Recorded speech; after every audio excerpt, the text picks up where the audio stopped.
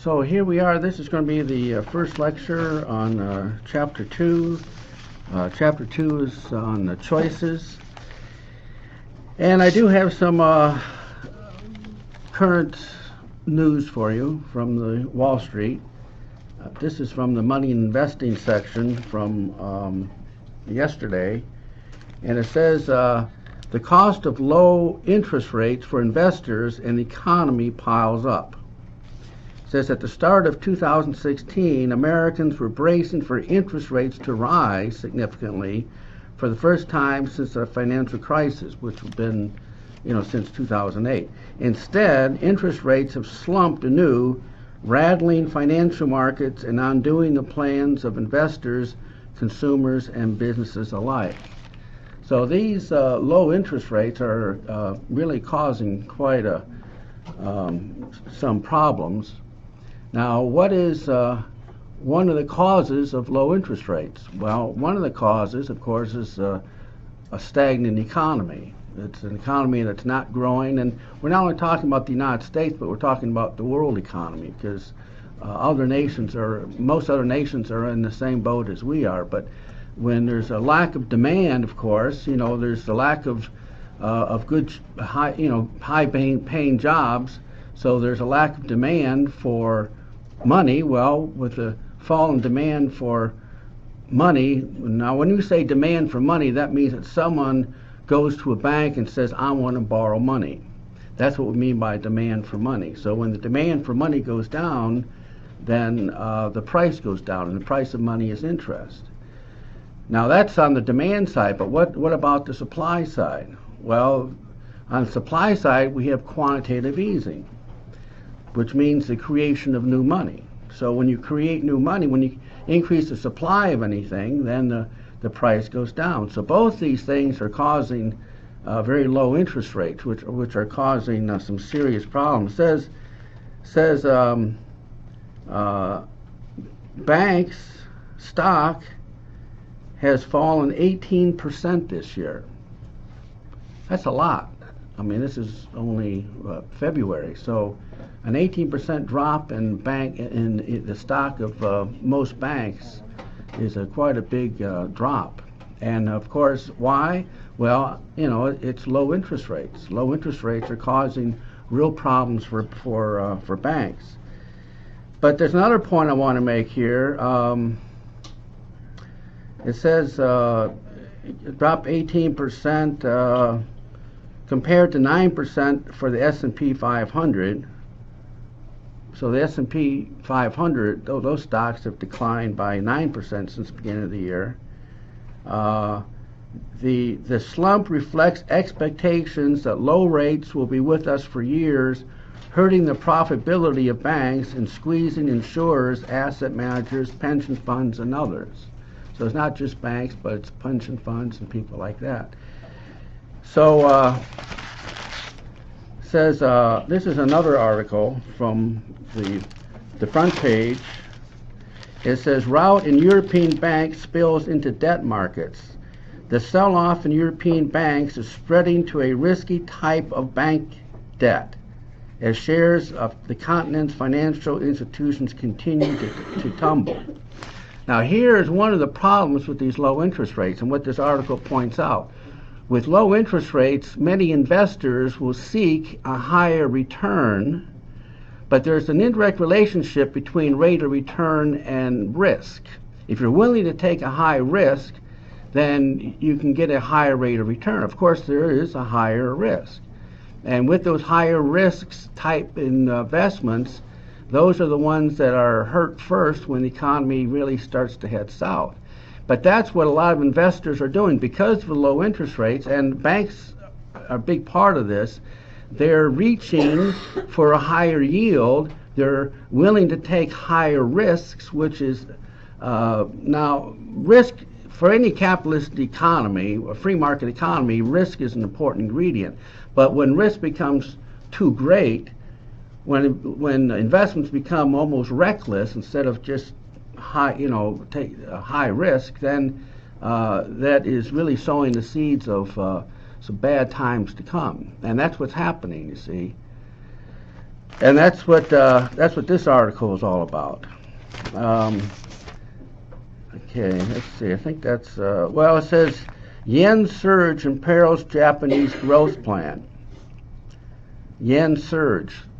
The yen is the Japanese currency, and it says that despite the fact of quantitative easing over the last 10 or 15 years in Japan, what's happened? Well, now the yen is seeking its own equilibrium, despite those short-term bursts, and the yen is growing in strength. And what does that mean? Well, that's bad, right? When an economy, and that's what this article is all about. When a country's currency goes up in value, then their products become more expensive to foreigners. Foreigners buy less, and the economy has less growth. Anyway, Dimitri, you had a question? Oh, I forgot it. You forgot it. All right. Any other questions? Any questions about it? Any of this? Remember, now's your chance to really ask some questions. Well, I got a video for you.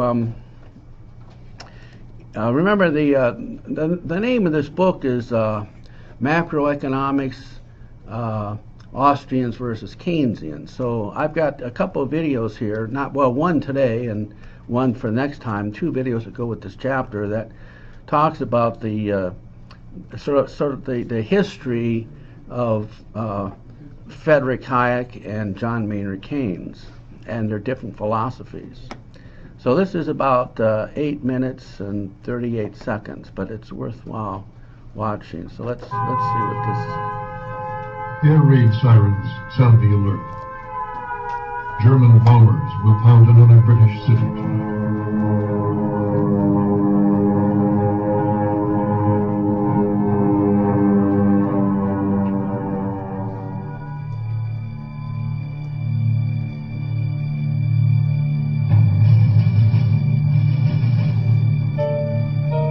During the Blitz, the 2 most important economists of the age shared air warden duty on the roof of King's College. An English gentleman and an Austrian exile, personal friends, but intellectual rivals.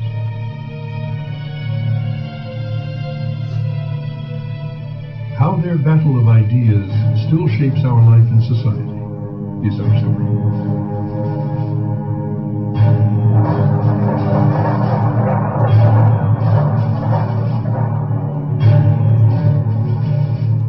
John Maynard Keynes helped the Allied governments defend freedom by planning their wartime economies.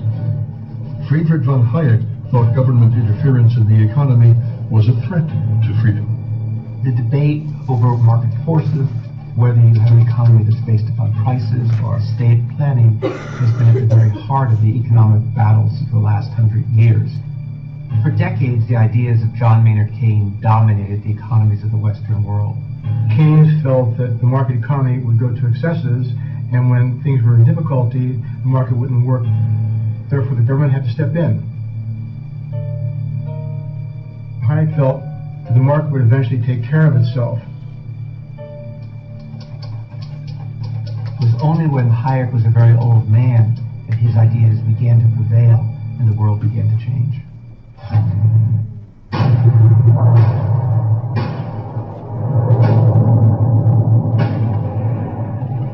World War I destroyed 20 million lives.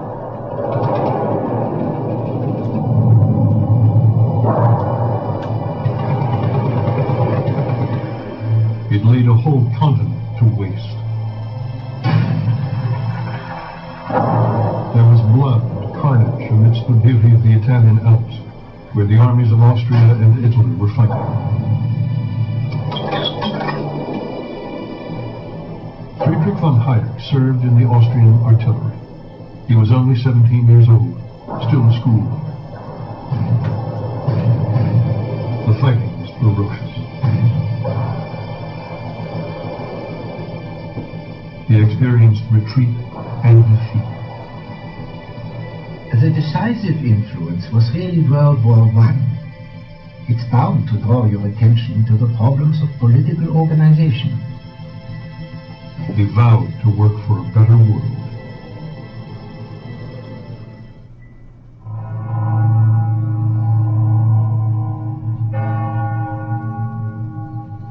The man who was destined to be Hayek's great intellectual rival was a brilliant young academic at Cambridge University.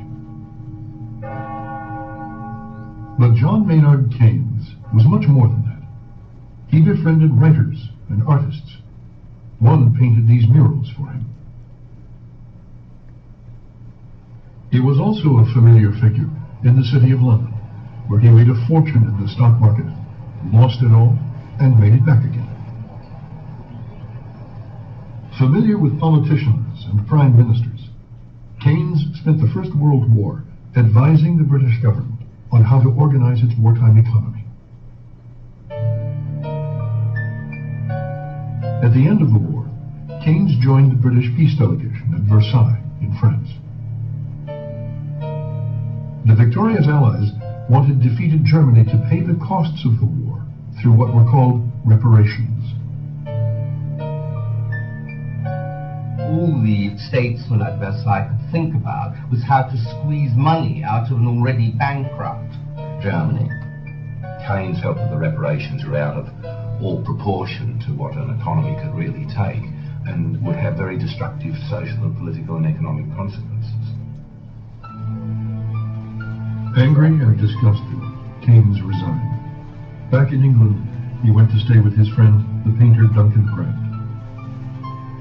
That summer, Grant painted Keynes, writing his prophetic book, The Economic Consequences of the Peace. If we take the view that Germany must be kept impoverished and her children starved and crippled, vengeance, I dare predict, will not limp. Nothing can delay that final war that will destroy the civilization and progress of our generation.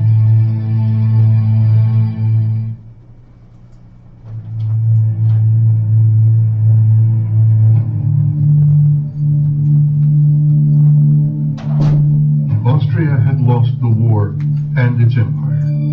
Vienna was a cold and hungry city. Revolution was in the air.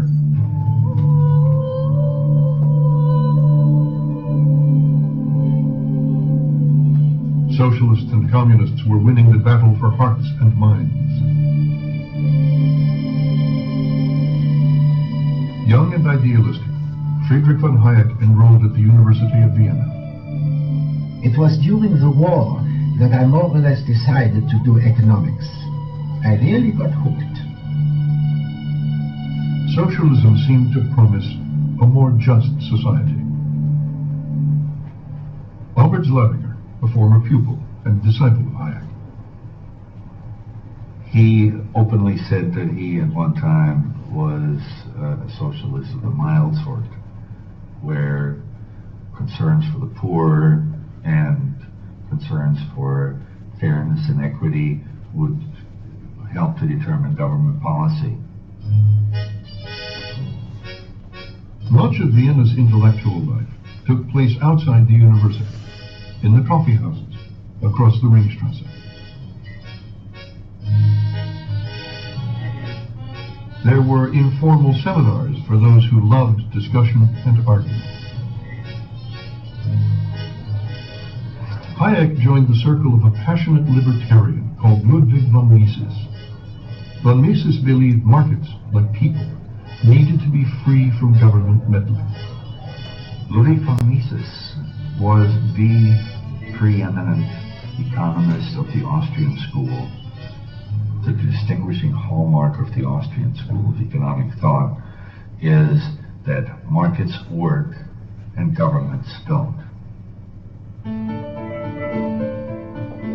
Von Mises predicted that the new Soviet socialist economy would never work, precisely because the government controlled wages and prices. What von Mises said is that the great flaw of socialism is that it doesn't have a functioning price system to send all the signals to consumers and producers as to what something is worth. that these prices are at the very heart of what makes a functioning economy work. You can think of them as traffic signals. And if you don't have them, what you get is a system that doesn't work, or you get chaos.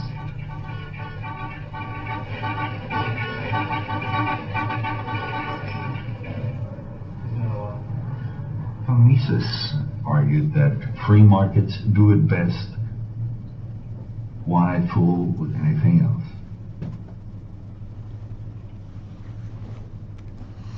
Well, that's the first part. Let's see here. So, any questions about that? I think that was a good video to show you that at least the beginning difference of Keynes and Hayek. Let's see, where am I going? So basically what he said is if you throw out the government, our society would work better. Well, throw out the government is pretty strong.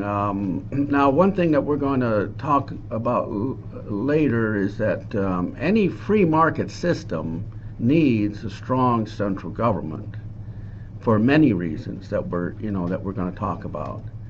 So that that's a little bit strong, but more specifically, we don't need a government to determine what to produce and who gets what and how much, or a government that dictates prices. That's what they were talking about in this video about the price mechanism. When you have government involved and then they determine prices, like our banking system is the government sets prices there. They're not set by the market. Our healthcare system is moving toward where prices are set in ways other than the free market. And the point to Austrian economics is that when government dictates prices, then those signals that we talked about, the price mechanism breaks down, and the system, it becomes chaotic. But then what brings order to the chaos? What brings order to the chaos is power, is a force, right? It's like with our healthcare system. In order for the plan to work, we have to mandate that everyone participate in the plan, correct? So that if you don't buy insurance, then you have to pay a penalty, right? That's the way our healthcare system works. So, this is what Hayek was talking about. Okay, does that help? Yes. Yeah. Okay, let's see. Why am I not able to get? It's at the very top. Oh, slideshow from beginning. Yeah, I think this is it. Yeah, thanks. All right, so here we are, chapter 2, choices.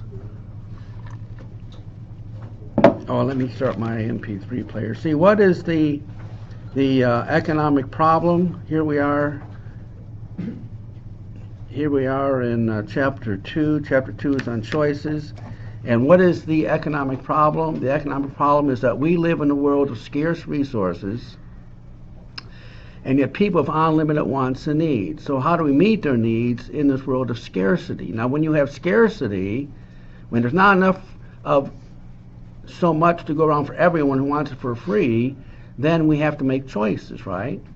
We have to either choose this or choose that. And that's what that's how this chapter fits into the economic problem. Scarcity necessitates choices, the necessity of making choices. So now there's two types of economics. There's positive economics and normative economics. Positive economics is the way things are. Normative economics is the way things ought to be. So a lot of our choices is really part of the normative field. For example, should we have ethanol and gasoline? Well, see, that would be a normative choice. Now, I'm not going to say whether that, yes or no. Or interest rates. Should the market determine interest rates? Or should the Federal Reserve determine interest rates? See, choices. You can't have both. We can't have the free market determine interest rates and the Federal Reserve to set interest rates at the same time. See, so we have to, as a society, we have to make a choice, one or the other.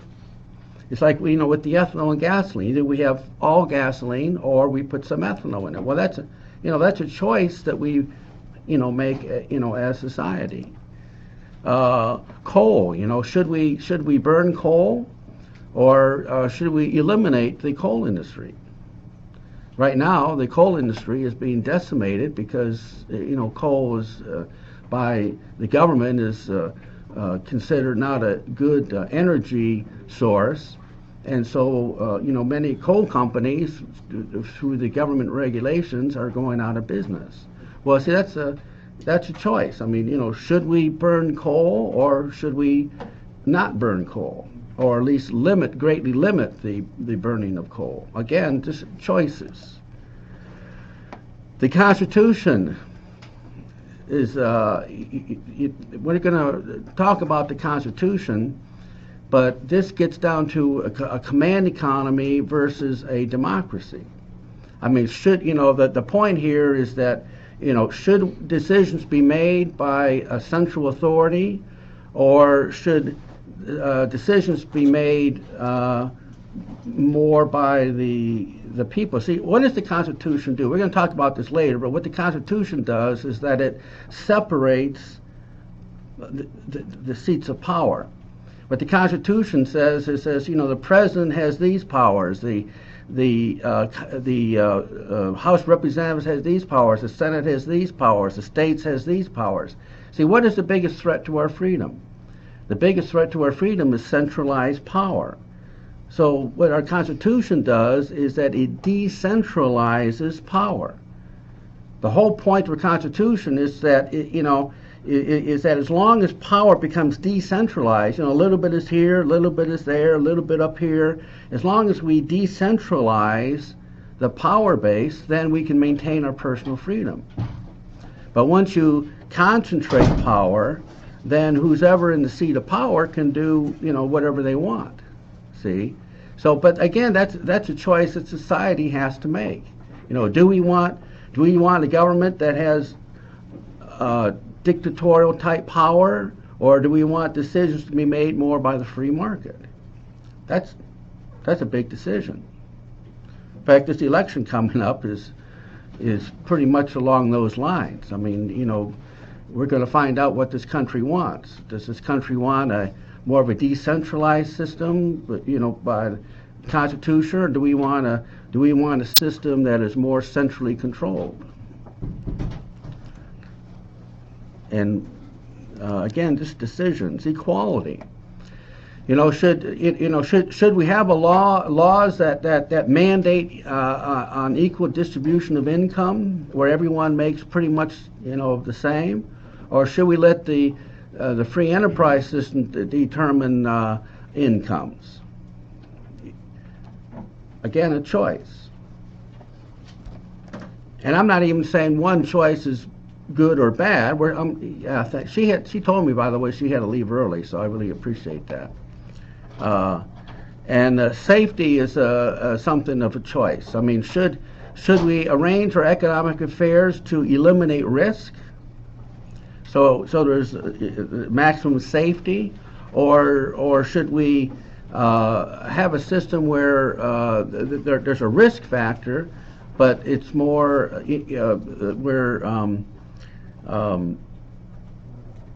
where there's an unequal distribution of wealth and less safety. Anyway, choices. That's the whole point. So what is absolute advantage? Now, before we really get into discussing of certain topics, we have to look at certain concepts. Absolute advantage, the ability to produce something with fewer resources than other producers use. Now, here's the point. what we're talking about here is making choices, correct? Making choices. Should a country produce those things that it is best at producing? Now, on the surface, you would say, well, most people would say, well, sure. I mean, a country should produce things that they are best at producing. But that would be incorrect. That's a false statement. A country, in order to maximize welfare, a country doesn't necessarily want to produce those things that it is best at producing.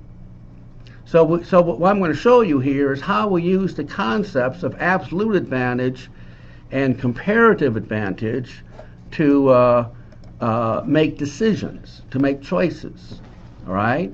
Now let me give you an example. Let's suppose that America was better than anyone else making handmade wicker baskets. I mean, for some reason, Americans just had the knack of making handmade wicker baskets. So does that mean that we ought to spend our time and energy making wicker baskets? Now, if we did that, what would be our opportunity cost? Now remember, from the introduction, we talked about some of these concepts. What is opportunity cost? Opportunity cost is that what you give up in the best alternative endeavor for doing what you're doing. Now you can underline that word best. That what you give up in the best alternative decision to do what you're now doing. So if we were to devote our time and energy making handmade wicker baskets, what would be our opportunity cost? Now, when I say we, I'm talking about America. I'm talking about an advanced, industrialized country with a high level of education, right? And so if for every hour we would spend making a handmade wicker basket, that's an hour that we could not spend somewhere in the high-tech field. Now, what do you think would be more profitable for America, to spend an hour in the high-tech field or an hour with someone making a handmade wicker basket? I mean, which would yield the greatest return in the market? The tech field? Yeah, the tech field, obviously, correct? Yeah. So, see, my original question was, should America produce those, or any country produce those things that it is best at producing? No. The answer is no. Why? Because we don't want to produce things that we have an absolute advantage in necessarily. See, an absolute advantage says, hey, we can do this better than anyone else. Comparative advantage says, we can do this with lower opportunity costs than someone else. Okay? And if you want, if a country wants to maximize its welfare, or if you want to maximize your welfare, you've got to learn to make decisions not based on your absolute advantage, but based on your comparative advantage. You want to do those things where you have low opportunity costs. See, let me give you another example. Yeah, you have a question? Yeah. What about like harming the environment? I mean, like, where does that play a role in this? Well, harming the environment. That good at making something and it's like. Well, that's another. Oh, yeah. Okay. Now, what we're talking about here is choices, correct? Yeah. So when you're talking about harming the environment, that would be another element. It's something that we would consider when we make choices. See? So what I'm talking about here is that one of those tools, in order for us to make good decisions, is knowing the difference between absolute advantage and comparative advantage. And that's not to say that these are the only reasons that we would make decisions, right? There are other, like you say, there might be environmental factors. But I'm not talking about those other factors. I'm just talking about the concept of comparative advantage versus absolute advantage. You see, for example, let's say that your room needs painting. And let's just say that you're a professional. Now, how much does a professional make in the New River Valley per hour? Anybody know? The average wage for a professional in New River Valley is about $50 an hour. Okay, so when you graduate and you become a professional, then you could expect to make about $50 an hour. That's the going rate. I mean, if you go to a lawyer, you go to an accountant, people like that, it's about $50 an hour. So let's say that you're a professional, you can make $50 an hour, but you can hire someone to paint your room for $20 an hour.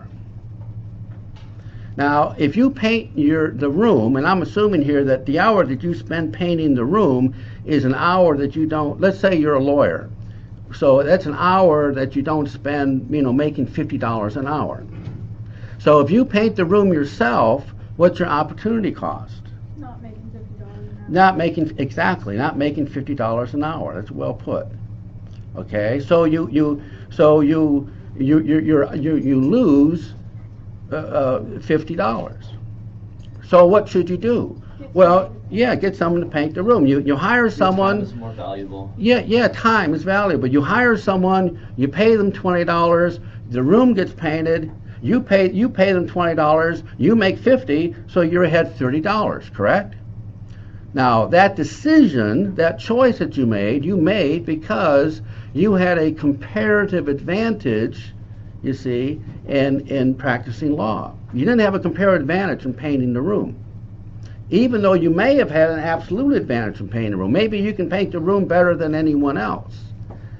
All right? But we're not talking about that. What we're talking about is dollars and cents, more concrete. What we're saying is that if you hire someone to paint the room, you're ahead $30. Now, let's say that you're not a professional, and you can only make $10 an hour. But to hire someone to paint the room, you got to pay them $20 an hour. Now, should you paint the room yourself or hire somebody? I would still hire someone because it's the easy, lower-hanging fruit. Dollars and cents now, though. Like, all right. If you can only make $10 an hour and you got to pay someone $20 an hour, right? Then you're losing $10 an hour if you hire someone, correct? So, in terms of dollars and cents, this is very concrete. This is not a philosophy course. But could you use that time to actually invest in something else? Well, we're not. Don't. We're only caring this. What I'm saying is that in that hour you can only make 10. I'm assuming here that in that hour you can only make $10, and I'm also assuming that you've got to pay someone $20 to paint the room. So the decision that you should make is paint the room yourself and don't hire somebody. Why? Because you don't have a comparative advantage in painting the room. All right. Well, actually, I'm sorry. You do have a comparative advantage in painting the room. So you would actually paint the room yourself. The only point I'm making here is that I'm introducing to you an economic principle. So now, what's the name of this course? The Principles of Economics, correct? And one of those principles is understanding the difference between absolute advantage and comparative advantage, and the knowledge that good decisions in terms of dollars and cents are made via comparative advantage, not absolute advantage. Countries should produce those things that they have a comparative advantage in. All right. Well, yeah. So about that, what we were talking before this conversation. So essentially, at first, like, you want to make the wicker basket, right? But then it'd be better for you to then, after you design it and whatnot, then outsource it. Almost like Apple designing it in California, and then like outsourcing it to China to focus on newer things. Yeah, but let's not bring too much into this. All right. I mean, we can, you can carry this too far afield. I mean, let's just stick with the concept. All I'm doing here is presenting to you this concept of the difference between comparative advantage and absolute advantage. So let's not get too far afield. Should you paint? Okay, I got ahead of myself. That depends. Should you paint your bedroom? That depends on your opportunity costs compare what you would have to pay someone and how much you were giving up if you were to paint the room yourself. You see, economists always make decisions based on opportunity cost. You know, if we do this instead of that, what is our opportunity cost? Okay. The big picture, is it cheaper for a company to move to Mexico and pay a worker $2 an hour, or stay in America and pay $20 an hour? Which is cheaper? Well, you might look at it and say, well, obviously it's cheaper to go to Mexico. But that may not be true. Maybe it's much more expensive to go to Mexico. How come? Well, if I say you pay a Mexican worker $2 an hour and an American worker $20 an hour, I'm only giving you half the story. What's the other half the story? Transportation. Well, those are issues, costs. taxes, But yeah, that's true. But here I'm just talking about your cost is the $2 an hour and $20 an hour. Actual product. Well, yeah, it's what you get back, right? There's inputs and there's outputs, correct? I mean, when you pay someone, that's an input, but what you get back is the output. So your profit is the difference between input and output. See, for example, let's say that you go to Mexico and you pay someone $2 an hour, but because Mexico, I'm just assuming here, I'm going to say that Mexico isn't as advanced as we are in terms of technology. They don't have the labor-saving, newest machines. I'm going to assume, this may be a false assumption, but I'm going to assume that maybe the education level isn't high, the skill level, the technical skill level isn't as high, maybe the communication network in Mexico isn't as what it is in America, in terms of electronics and maybe just physical transportation in terms of roads and things like that. See what makes an American worker more productive than perhaps a Mexican worker? Is it that the American worker works harder than the Mexican worker? Well, I mean, every Mexican I've ever met is very hard working, very efficient worker. So it's not how hard a worker works, but it's what the worker has to work with. See, if the Mexican worker, you pay him $2 an hour, but because of all these things I talked about, maybe the Mexican worker can produce something in an hour that has a market value of $4. So you pay him $2 and you get back $4. So that's a 100% increase, correct? You pay him $2, but it's a 2-to-1 ratio, so he can produce something that has a market value of $4. Now you pay an American worker $20 an hour, but because of the infrastructure and all these other factors that the American worker works in, maybe the American worker can produce something in an hour that has a market value of $100. So for every $1 that you pay the American worker, you get 5 back. Now, would you rather pay a Mexican worker $1 and get 2 back, or would you rather pay an American worker $1 and get 5 back? Which is cheaper on a per unit basis? The American worker is cheaper on a per unit basis, even though you're paying them $20 compared to $2 to the Mexican worker. See, decisions, choices. Okay, so you've got to see the bigger picture in order to make good decisions, in order to make the right choices. Okay, you've got to see the bigger picture. That's why I call this slide the big picture. See, who are decision makers? The decision makers in our economy are consumers, investors, foreign, and government. Now, everyone who spends money has got to fall into one of these 4 categories. In fact, these 4 categories make up what we put into measuring gross domestic product. Gross domestic product is the dollar value of all new and final goods and services produced in the country in any one year. So in order to measure growth, which is the next chapter, but in order to measure growth, what we say is, okay, how much have consumers spent on new and final goods and services? How much have investors spent on new and final goods and services? How much have foreigners spent on new and final goods and services? And for the government, are exports greater than or less than imports?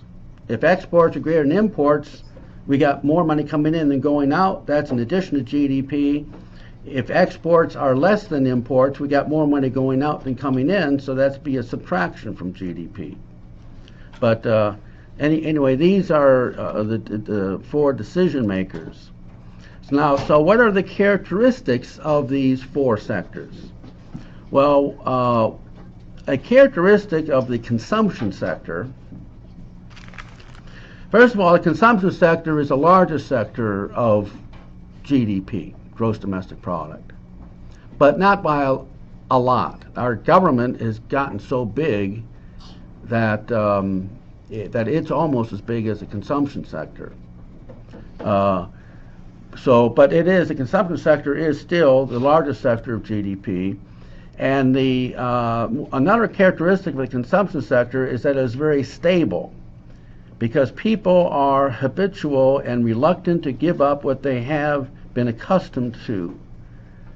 You see, we used to think that if someone's income goes down, let's say someone's making $100,000 a year, but that someone loses their job, but they find another job paying them $60,000 a year. Now, we used to think, okay, now this person that is making $60,000 a year is going to, their spending habits are going to be like someone who's making $60,000 a year. But is that true? No, it's not true. Why is it not true? Well, because people are very reluctant to give up what they've been accustomed to. Like, take this person, okay, he's making $100,000 a year, loses his job. Okay, now he's making $60,000 a year. But this person is going to do what he can, for as long as he can, to maintain his previous lifestyle. How is he going to do that? Well, lots of ways. For one thing, this person may practice what we call dis-saving. See, when we put money into savings, that's called savings. When we take money out of savings, that's called dis-saving. So what this person's going to do is, maybe this person's got money in the bank. Maybe he's got $50,000 or so in the bank. So he's going to slowly take money out in order to, pay his mortgage and so he keeps the house and pay his car payment, so he can keep his car and things like that. Now, once he runs out of his savings, then he may dip into what is called real savings. Now, what real savings is things that a person might have that has a market value. Like, maybe you've got a boat that has a market value of $5,000. Or maybe you've got some land that you're not using that has a market value of $25,000. So what this person is going to do at some point is that they're going to sell their boat. They're going to sell their land. All right? But then, let's say that money's gone. You sell your boat, okay, that money's gone. You sell your land, okay, that money's gone. Now what's this person going to do? Well, what this person's now going to do is borrow other people's savings. They might take out a loan from the bank, or put more on their credit cards, all right, in order to, maintain their previous lifestyle. But if this person continues to make $60,000 a year, eventually, what's this person going to have to do? Yeah, eventually this person is going to have to change their habits and, maybe sell the house and move in a smaller house, maybe sell the car and buy a less expensive car. And maybe after 3 or 4 years, now this person, let's say, assuming that he continues to make $60,000 a year, now, after all, several years, now he's living and consuming like a person that's making $60,000 a year. See what I mean? But that change came about slowly. See, his income changed overnight, but his spending habits came about slowly. Now, the same thing happens upward, by the way, but it maybe the adjustment upward is quicker than downward. Like, you know, if a person is making $60,000 a year, but they get a raise to $100,000 a year, well, their spending habits aren't going to immediately be like someone that makes $100,000 a year. But why? Because they're, you know, we all seek what is familiar to us, right? I mean, if you know, if this person has been used to driving Chevy cars, and I mean, there's nothing wrong with a Chevy, but you know, maybe a BMW is a little nicer drive, and you know, I mean, he gets a raise, and maybe, you know, eventually he learns that, hey, you know, there are things I can do with this extra money that's you know, it's a lot more fun than the way I used to do things. But you know, there's an adjustment process here. All right, so incomes can change, but you know, it's interesting. They did a study once, and they learned that let's take a box of cereal, for example. They learned that if you sell cereal in a rectangle box that has a ratio of 2 to 1, you'll sell more cereal than if you put it in a square box. I mean, if you had breakfast cereals, and you know, assuming that they're all the same, but you know, some were in square boxes and some were in a rectangle box, 9 out of 10 people will choose the rectangle. Why? Because in nature, the 2 to 1 ratio is so common. Your hand is twice as long as it is wide. Your head is twice as long as it is wide. That door is twice as long as it is wide. In nature, the 2 to 1 ratio is dominant. And so that's what people unconsciously are familiar with. So when they're presented with a square box and a rectangle box with a 2 to 1 ratio, 9 out of 10 will buy the rectangle because unconsciously they are drawn toward that which is familiar. All right? So again, we're talking about choices. You know, choices. I mean, see, what I'm saying is to you is that will a $100,000 a year person have certain characteristics and a $60,000 a year person have different characteristics? Well, maybe yes and maybe no, because it's not that simple. Okay, so what is the characteristic of the investment sector?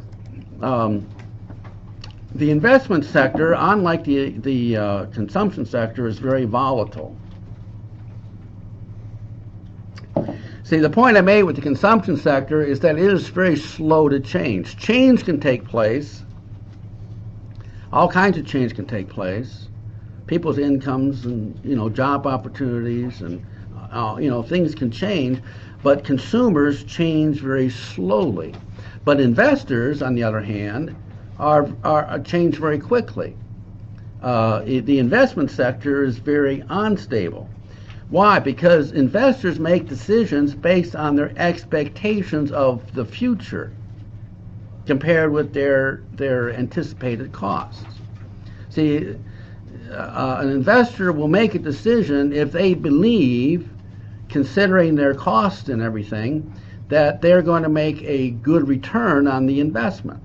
But no one can foretell the future for sure, you see. So the decision that an investor will make is based on expectations. Now, the reason why the investment sector is so volatile is because expectations can change so quickly.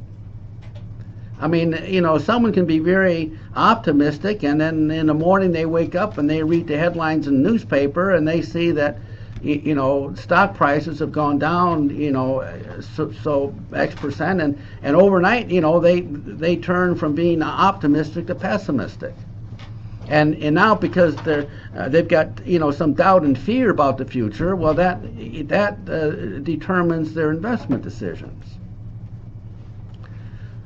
And sometimes there's a good reason for these decisions to be one way or the other way, and sometimes there's not such a good reason.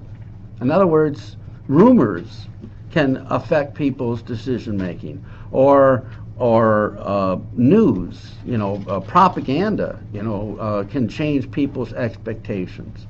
Even false propaganda can change people's expectations.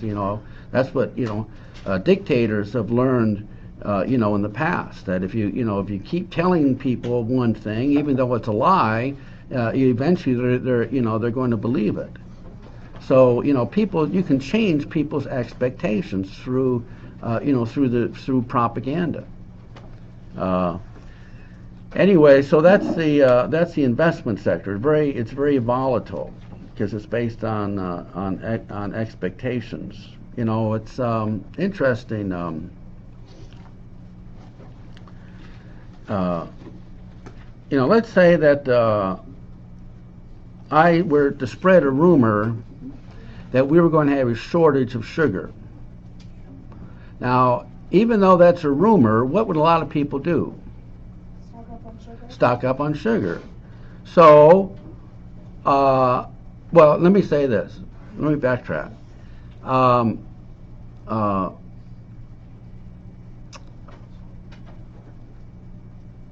All right.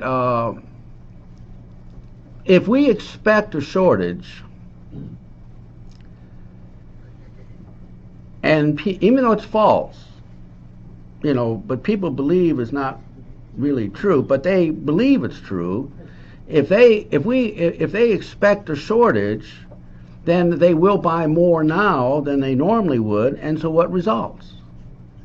A shortage. Well, why did we have a shortage? Because people expected us to have a shortage. See, generally speaking, whatever we expect to happen, happens. If we expect a shortage, we get a shortage.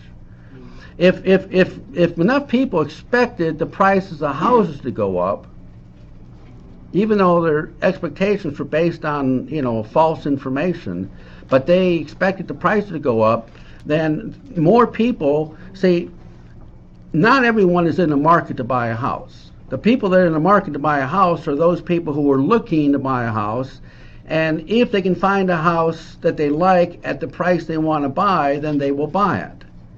So those people that are in the market are those who are looking, who are interested in buying. All right? Now, if people expect the price of houses to go up, what will a lot of these people do? Well, a lot of them will say, well, we better buy now before the price goes up, even though we can't find our dream house right away, even though we may not have as much down payment as we would like. But if we don't buy now, we may be forever priced out of the market because price of houses are going up. So with more people buying now instead of waiting, there's greater competition. The demand for houses goes up, and what happens to the price of houses? It goes up. Well, why did the price of houses go up? Because people expected the price of houses to go up. See, if we expect higher prices, we get higher prices. If we expect shortages, we get shortages. It all becomes a self-fulfilling prophecy. Interesting part of economics. All right, the foreign sector. What is the characteristic of the foreign sector? The foreign sector can add to the economy if exports are greater than imports, or subtract if imports are greater than exports. So when you're talking about growth, you follow the money. When more money comes into the country than leaves, then we experience growth. We say, well, the country is becoming richer, and we have more demand and more growth. It's just like a family. It's just like you. I mean, if you earn more than you spend week after week, what happens to your wealth, your assets? It goes up, right? I mean, what is the secret to wealth building? The secret to wealth building is spend less than you earn, right? It's that simple. What's the formula for being broke? Spend more than you earn. I mean, it's not rocket science, all right? So So with the foreign sector, what we're saying here is that if we sell more than we buy, we have a positive flow of money coming into the country. We call it a positive balance of payments, and the country will grow. But if we buy from foreigners more than we sell from foreigners, more money leaves the country than enters the country, and eventually we get more unemployment and less growth. That's why, as I have explained earlier, that's why countries want the value of their currencies to go down. Because when their value of their currency is low, foreigners buy more and money comes into the country, and that's what we need for economic growth. Okay, with a high value currency, see now what's happened to the American dollar lately, or generally speaking over the past year or so? Well, the American dollar has gone up in value for different reasons. Now, in a short run, what does that mean? Well, in the short run, what that means is that when you and I go shopping, like at Walmart, we can buy more, right?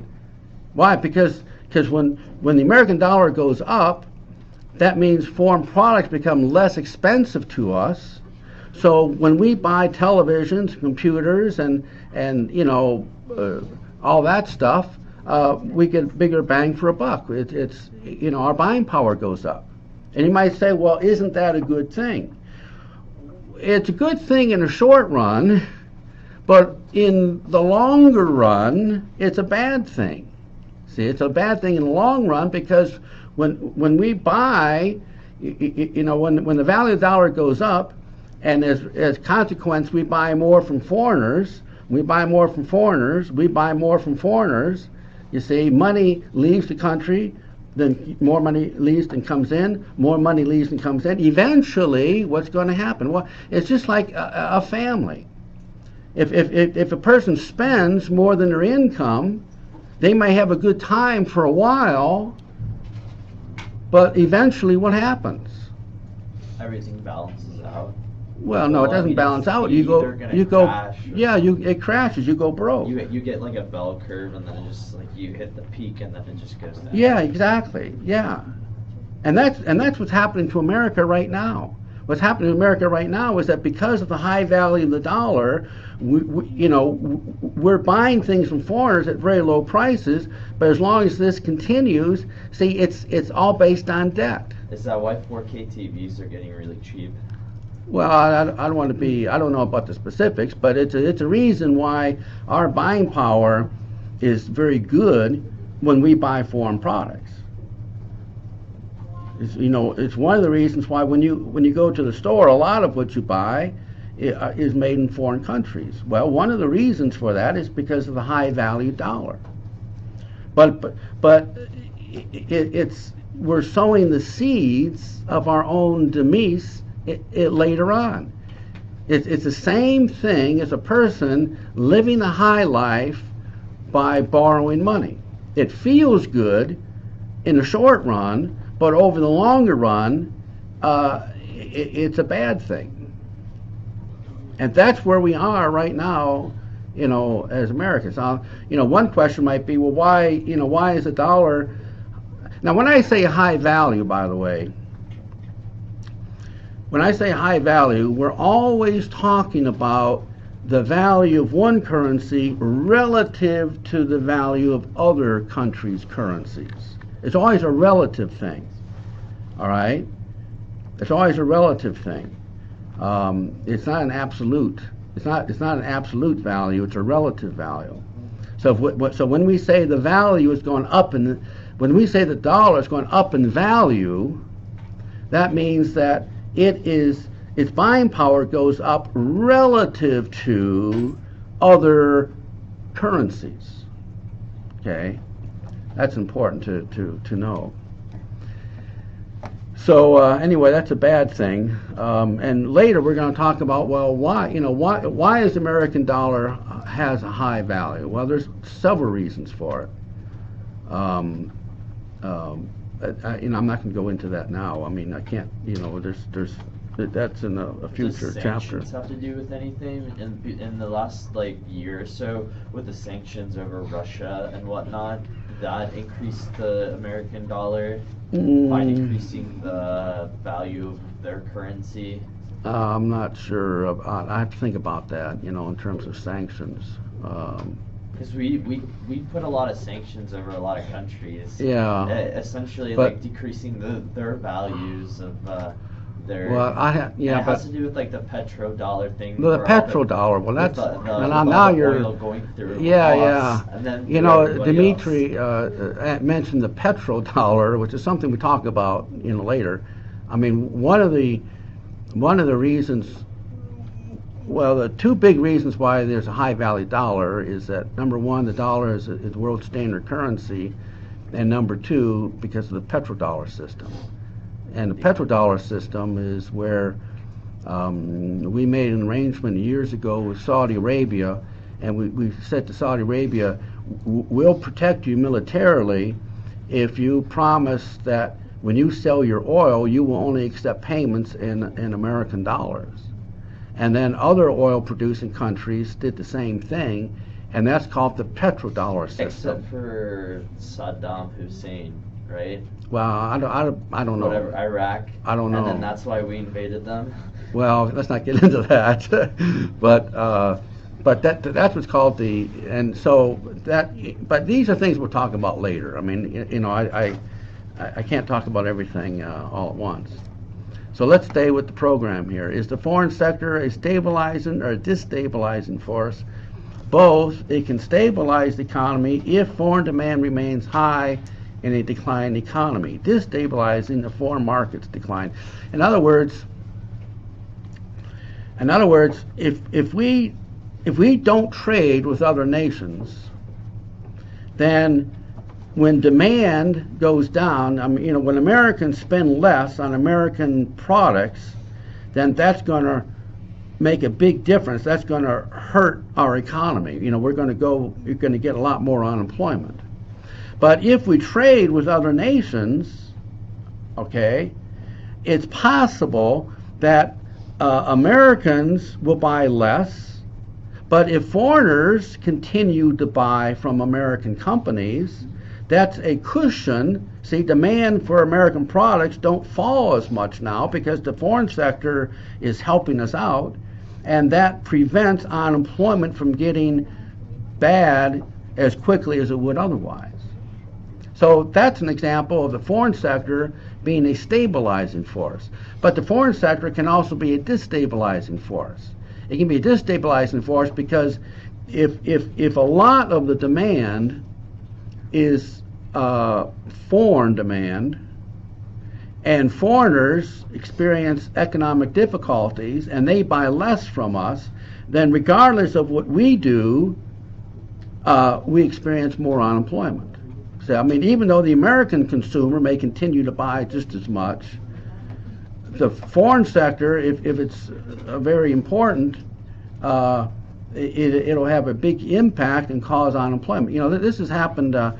England experiences this a lot, in the past. England has been a country that has been very dependent upon exports. But when the rest of the world goes into recession, then countries who are dependent upon foreign demand are affected a lot more than countries that are not so dependent upon foreign demand. Yeah. So what are the repercussions if an economy is 100% consumer-based? Well, I'm not sure what you mean by 100% consumer-based, because we've got government, spending, and we've got investment spending. You can't have just consumers. You got to have someone producing things that consumers buy, and you're always going to have government. So I'm not, but it.